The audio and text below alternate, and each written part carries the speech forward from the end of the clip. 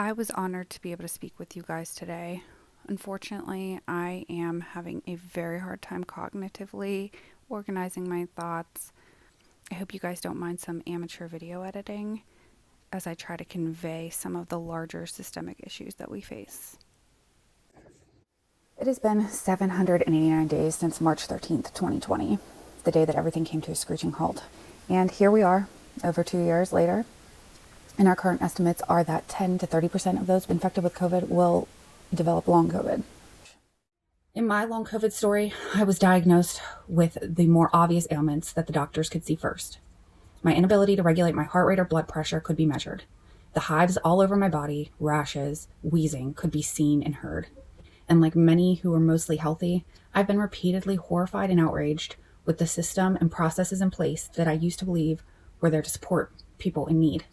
In my eyes, the root of our problem is our culture. I remember when I was little and I learned to ride a bike. I'm hypermobile, notoriously clumsy, and uncoordinated, but I learned that practice makes perfect, and if you just push harder, work harder, show determination, toughen up, you can do anything that you'd like. This belief is an exact contrast for our community. People suffering from post-exertional malaise have shown great determination, and the ability to push through pain, ignore symptoms, has landed them bedbound and homebound.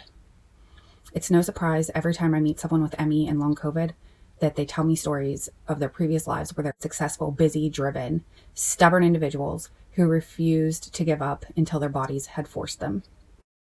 I was referred to a COVID clinic where they were not familiar with post-viral illness, and so I was prescribed physical therapy.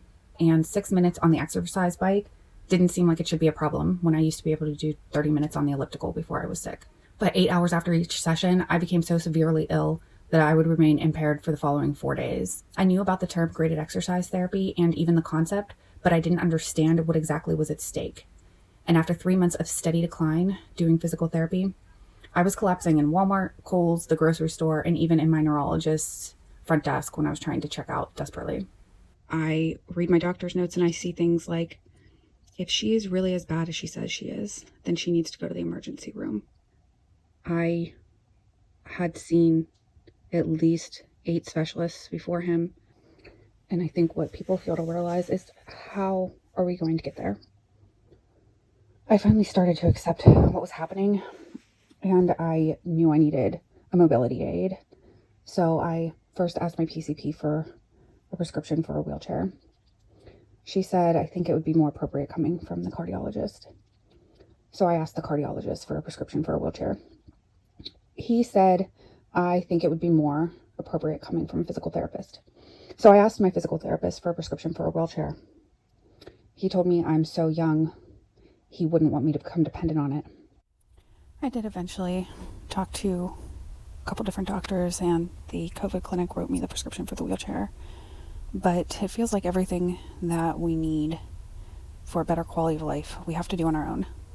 Even the early diagnoses that I received were from talking to people in the community, figuring out what subspecialists in my area treat these types of disorders, and then making sure I get the appropriate testing and finding some treatments. The most recent shock I've learned is that people with ME and long COVID usually have to hire lawyers to obtain their disability pay from both the private and the Social Security Administration. If we're lucky enough, we can figure out ways to still survive and feed our families, often selling any assets or our cars, our homes, pulling from 401k, living with family and friends, borrowing money, going bankrupt, going into credit card debt. These are not uncommon for those that are pushed into disability. 789 days into the pandemic, and this is no longer acceptable.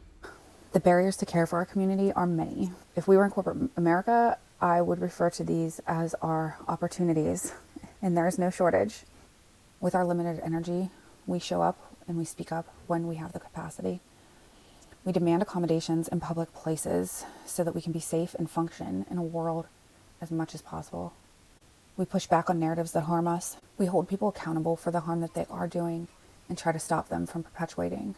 It's been 789 days, with each infection resulting in 10 to 30% of people developing long COVID. It's time for everyone in the medical community to go to the CDC website, educate themselves on post-viral illness, and each one of the conditions listed. There's no excuse any longer.